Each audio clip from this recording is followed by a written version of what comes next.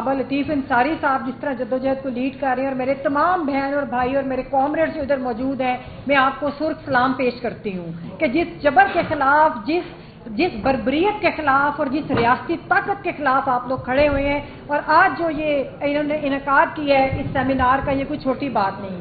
अभी recently APC हुई, बहुत अच्छी एफर्ट थी, हम इस्लामाबाद गए, सब साथी उधर मौजूद थे, उधर बड़ी अच्छी गुफ्तगू हुई। लेकिन अब जो मैं महसूस कर रही हूँ वो बुनियादी चीज़ ये है कि पाकिस्तान के अंदर इस वक्त जो रियासती वहशत और दहशतगर्दी है, उसका मुकाबला हमें अब सड़क पे निकल के करना होगा।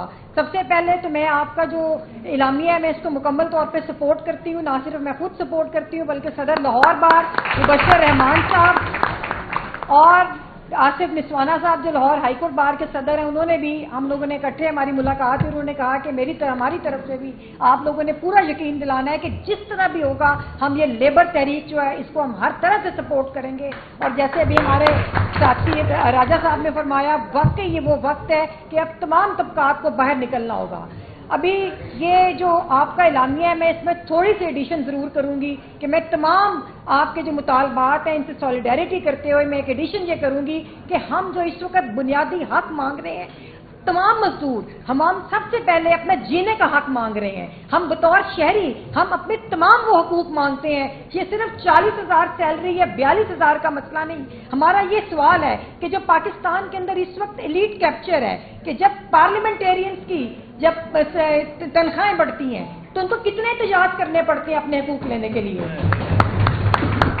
जब सुप्रीम कोर्ट के जजेस के जो पैकेजेस आए, अभी आप उनका पैकेज देखें जो जर्नैलों के हैं, अभी तो उन पर बात भी नहीं हम कर सकते। मुझे अभी कल किसी ने बताया कि जो ब्रिगेडियर से ऊपर, तो मैं हैरान रह गई कि ये तो इस तरह की लूट खसूट है कि जिसके ऊपर तो कभी बात ना हुई है, ना हमारे सामने वो फैक्ट्स आते हैं, ना हमारे सामने वो तमाम इनका सर्विस स्ट्रक्चर है कि एक ब्रिगेडियर से ऊपर या इससे नीचे भी चले, मैं उनको छोड़ती हूँ कि आप उधर बात करें कि ये एक हमें बताएं क्या डाटा है आपके पास कि एक जनरल, लेफ्टिनेंट जनरल, ब्रिगेडियर, इनको पर्क्स एंड प्रिविलेजेस मिलती हैं। वो तमाम वो हकूक हैं जो पाकिस्तान के शहरियों के खून पसीने की कमाई है, जो इस एलीट कैप्चर की नजर हो रही है। और सुप्रीम कोर्ट के जजेस की मैं बात कर रही थी, मुझे नहीं समझ आती, मुझे बताएं कोई आके कि उनको कितनी पिटीशंस करनी पड़ती है, उनको कितनी तगो-दो करनी पड़ती है कि वो अपनी जो इनकी तनख्वाहें हैं, ये इनकी जो एक्सटेंडेड सैलरीज हैं, उनके लिए वो जाएं और किसी से मांगें। तो बात ये है कि एक मजदूर को 40,000 रुपए के लिए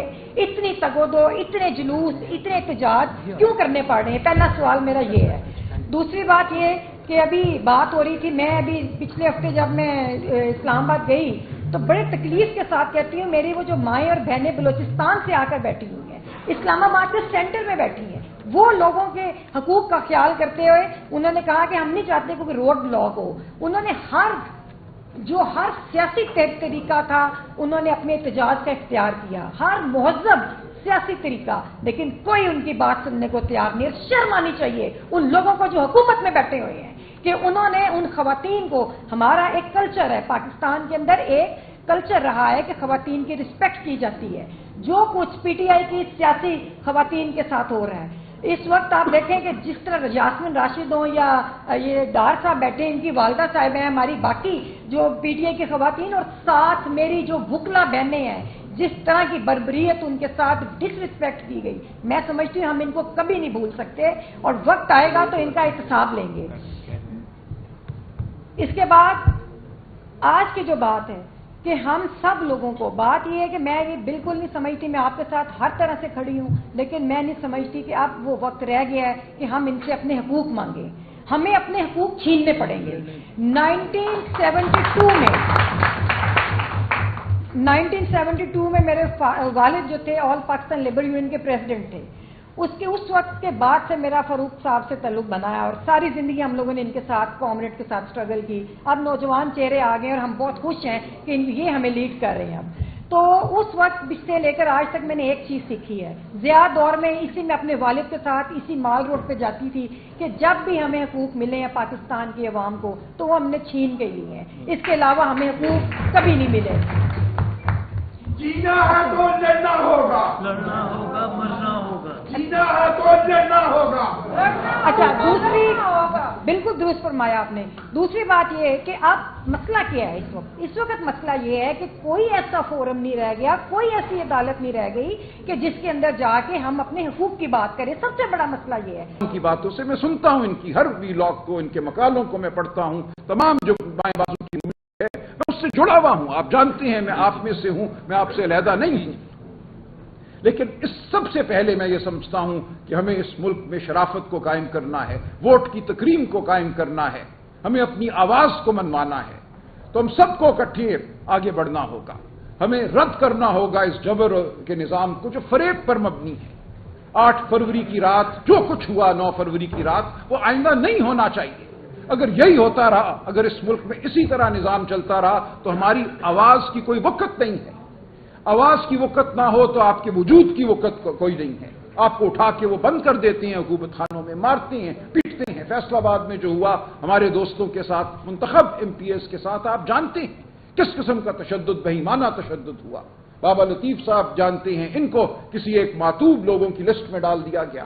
ایک میرے دورے کی وجہ سے کتنی FIR اس دن کٹی فیصل آباد شہر میں, یہ میں جانتا ہوں. میرے اوپر 21 FIR ہیں دہشت گردی کی, 780A کی, 302 کا مقدمہ میرے اوپر ہے. ہر ہفتے میں 4 دفعہ عدالتوں کے سامنے پیش ہوتا ہوں. کسی دن میری بیل خارج ہو جائے گی اور میں جیل میں ہوں گا, کوئی فکر نہیں, کوئی ڈر نہیں. اب ایک قدم ہم نے اٹھا لیا ہے, ہم نے پیچھے نہیں بڑھنا, ہم نے آواز بلند کرتے رہنا ہے. آپ, میں, ہم سب اکٹھے ہیں. یہ ہم سب کی اپنی جنگ ہے, ہم سب کی مجموعی جنگ ہے. آپ کی جنگ ہے, میری جنگ ہے, ہماری نسلوں کے لیے یہ جنگ ہے جو ہمیں لڑنی ہے. تو فاروق طارق صاحب, عمار صاحب, بابا لطیف صاحب, باقی دوست, امجد صاحب یہاں بیٹھے ہیں, چودھری صاحب نے بہت اچھی باتیں کی.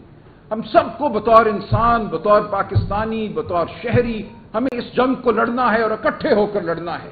میں آپ سب سے التجا کرتا ہوں تو اس کو سیاست مت سمجھیے, یہ ہماری بقا کی جنگ ہے. ہم ایک خوفناک صورتحال سے اس وقت دوچار ہیں. جو منصوبے ہیں وہ انسان دشمن منصوبے ہیں. یہ کوئی ترقی کا منصوبہ نہیں ہے. یہ منصوبے ایوب خان نے بھی بنائے تھے اور ہم جانتے ہیں اس کا نتیجہ کیا ہوا تھا. ملک ٹوٹ گیا. کس طرح عوام پسی اس دور میں, کس طرح امیر امیر تر ہوا اور غریب غریب تر ہوا. تو ہم نے یہ نہیں اب ہونے دینا. ہم نے اکٹھے مل کر یہ جنگ لڑنی ہے. ہم نے مزدور کی جنگ لڑنی ہے, کسان کی. میں پچھلے ہفتے سندھ میں تھا, جڈو, وہاں بھیل اور کولی کمیونٹی سے میری ملاقات ہوئی. ہندو معاشرے میں سب سے کمزور ترین طبقہ سمجھے جانے والا, ان کی گفتگو میں نے سنی, ان کی باتیں میں نے سنی. یقین مانیے آنسو آ گئے. جو اس وقت صورتحال ہے یہ صرف سندھ کی بات نہیں ہے, بہت ہی مخدوش صورتحال وہاں سامنے آئی. جو گفتگو سنی, جو ان کے حالات میں نے دیکھے, وہ محلات ہے اور محلات کے ارد گرد جو غربت ہے وہ دیکھنے کے قابل ہے. تو ہمیں ہر سطح پہ اس کو رد کرنا ہے. ہم نے اس تفریق کو, اس طبقاتی تفریق کو رد کرنا ہے. انسان ہم سب ہیں, غریب ہو امیر ہو, ہم سب کے حقوق ہیں. ہم سب کو صحت ملنی ہے, ہم سب کو تعلیم ملنی ہے. ہمارے بچوں نے اس دوڑ میں آگے بڑھنا ہے, بطور انسان عزت سے جینا ہے. ہم نے اس کرۂ ارض کو سنبھالنا ہے. جو طوفان آ رہے ہیں, جو سیلاب آ رہے ہیں, اس میں انسانی ہاتھ بھی ہے, اس میں لالچ بھی ہے. ہم نے اس لالچ کو ختم کرنا ہے. جس طرح درختوں کو کاٹا گیا ہے, اس سب کے خلاف ہمیں کھڑا ہونا ہے. تو ایک ہمہ جہتی تحریک ہے. اس میں ہم سب کو ایک کامن ایجنڈے پہ اکٹھا ہونا ہے. ہم اکٹھے نہیں ہوں گے تو ظلم اور جبر بڑھتا جائے گا اور ہم آواز بلند کرنے کے قابل نہیں رہیں گے. آج میں یہاں بیٹھا ہوں, کل میں نہیں ہوں گا یہاں.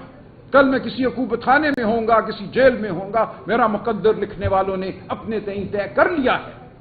لیکن میں آپ کو یقین دلاتا ہوں کہ کسی اور کو یہاں بیٹھنا ہوگا, یہ بات کرنی ہوگی, اس جنگ کو جاری رکھنا ہوگا.